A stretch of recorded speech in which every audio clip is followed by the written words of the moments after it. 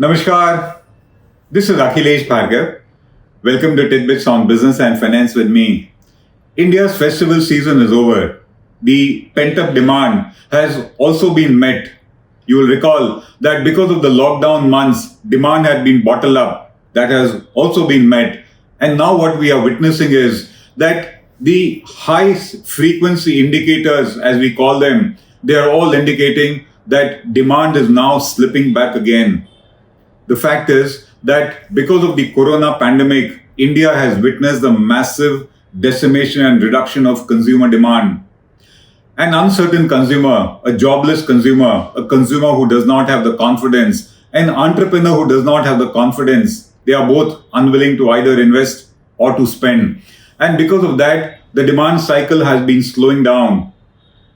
Demand needs to be created by spending. And if the household, if the individual, if the entrepreneur is unwilling to spend, somebody else will have to do it. And that is going to be the government of India. It is a government that needs to spend. It is a government that needs to invest in order to kickstart the economic cycle, in order to reinforce confidence of the producer and consumer in the cycle such that the private sector also then joins in and there is a revival of demand, there is a revival of supply in the economy.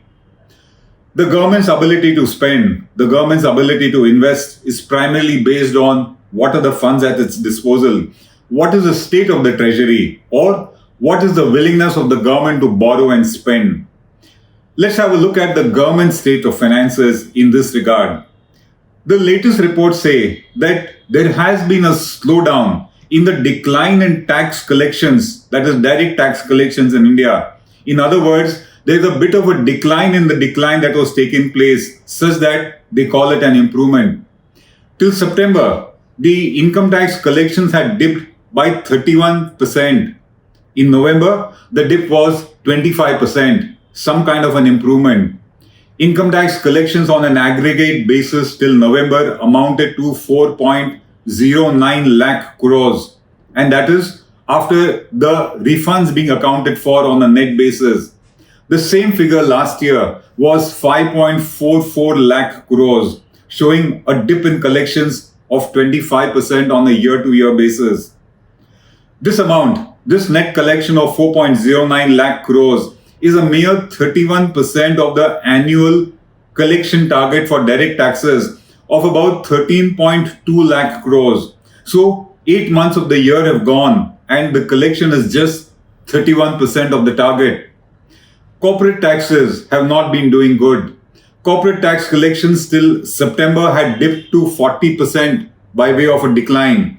In November, the decline still remained at 36%. In other words, corporates are not really faring very well, or the situation is such that they are not having tax liabilities coming over.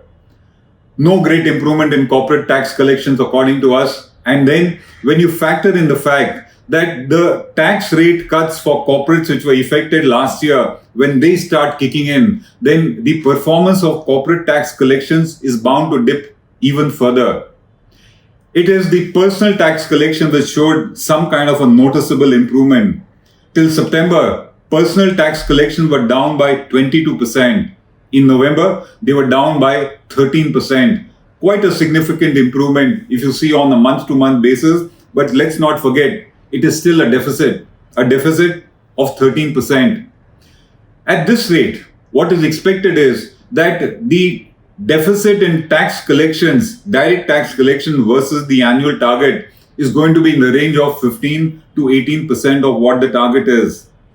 Because of this situation, there has been clearly a slowdown in the refunds being given by the government compared to last year at this point of time. The refunds given out by the government are certainly on a much smaller scale. That was the case of direct taxes, income tax as we call it.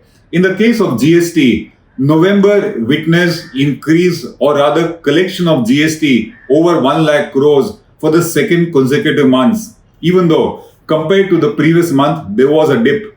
But then, despite the tax collection going over 1 lakh crores for the second consecutive months in the case of GST, yet till November, which is from April to November, the dip in GST collections is about 30%. This is the state of tax collections Tax collections have been going down in this year because growth has been in a contracted situation and therefore tax liabilities are not going to occur. This poor tax collection is finally reflecting on the state of the government finances and explains its ability to respond to a fiscal stimulus or otherwise. Because of tax collections being below target in a significant way, the fiscal deficit of the government, which is the excess of its spending over its revenues, is already at 120% as compared to the annual target for this financial year. So by October, we have already crossed our fiscal deficit target by 20%. That has resulted in a cut in the government spending. Government spending in the first quarter was down by 16.4%. In the second quarter, it has gone down further to 22%. And the worst affected in the government spending is capital expenditure for the simple reason that revenue expenditure incurred by the government tends to be inflexible and cutting it or pruning it has always been difficult in India. Despite this cut in government expenditure, as we said, fiscal deficit has increased and it is expected to go up by 60% this year as compared to the last year. Quite a precarious state of finances of the government at the moment. Further, the cut in capital expenditure in this financial year is expected to be 30%. That's a massive cut in the government's capital expenditure. And the government is doing that in order to be able to stick to its borrowing program, restricted to 12 lakh crores for this financial year. With this kind of a borrowing, the government's debt this year is expected to expand to 90% of India's GDP, which is considered to be an all-time high. If the debt of the central government is going up, so has been the case with the debt of the state governments. 18 state governments, which contribute to about 90% of India's GDP, have witnessed that their debt, their borrowings have gone up by 36% in this financial year. The fact of the matter is that government finances are strained. The government treasury is empty. And that certainly explains why in the fiscal stimulus, the actual government spending towards the stimulus has been just about 2% of GDP or about 4 lakh crores as we call it. This inability of the government to spend has been despite the fact that its borrowings have now been at an all-time high. What is the larger picture that we see out of all these statistics, out of all these tax collections and spending of the government?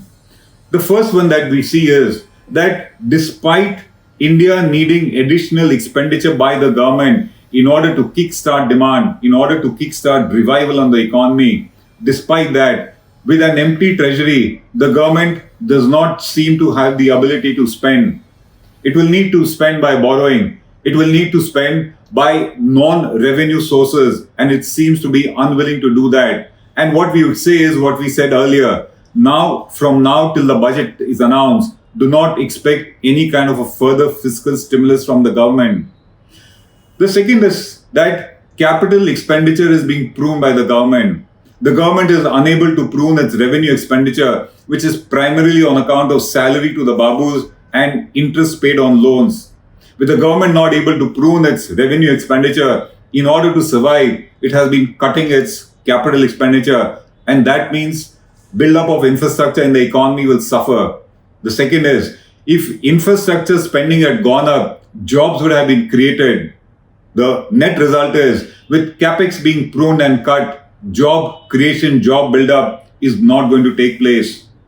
The other issue is, additional funds are certainly needed by the government.